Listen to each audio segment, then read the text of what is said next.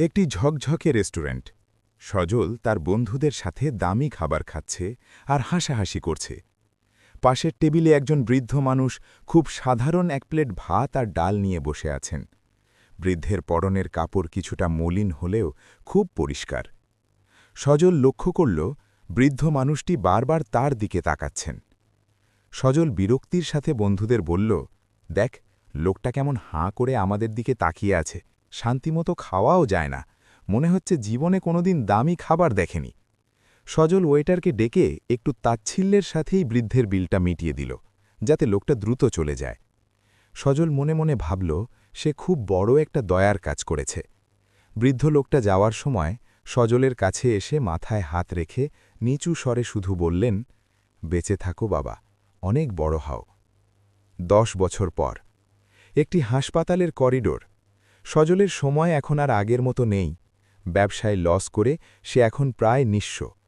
তার স্ত্রী গুরুতর অসুস্থ, অপারেশনের জন্য অনেক টাকার প্রয়োজন, যা তার সাধ্যের বাইরে। সজল হাসপাতালের বেঞ্চে মাথা নিচু করে ডুকরে কাঁদছে। হঠাৎ একজন ডাক্তার এসে তার কাঁধে হাত রাখলেন।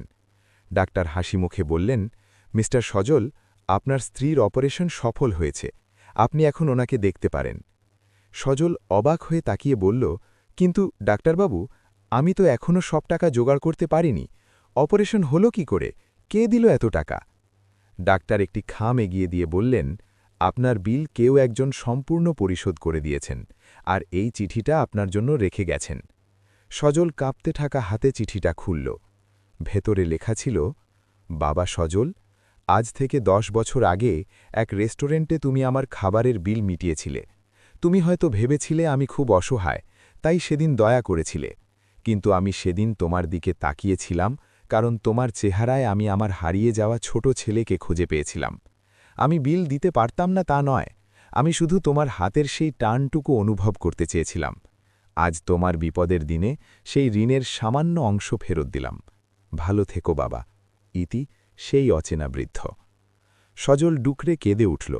সে আজ বুঝতে পারল সেদিন সে দয়া করেনি, বরং নিজের অজান্তেই নিজের কঠিন সময়ের জন্য একটি সাহায্যের বীজ বুনেছিল। কারণ প্রকৃতি কাউকেই ঋণী রাখে না, সে ঠিকই সবকিছু ফিরিয়ে দেয়।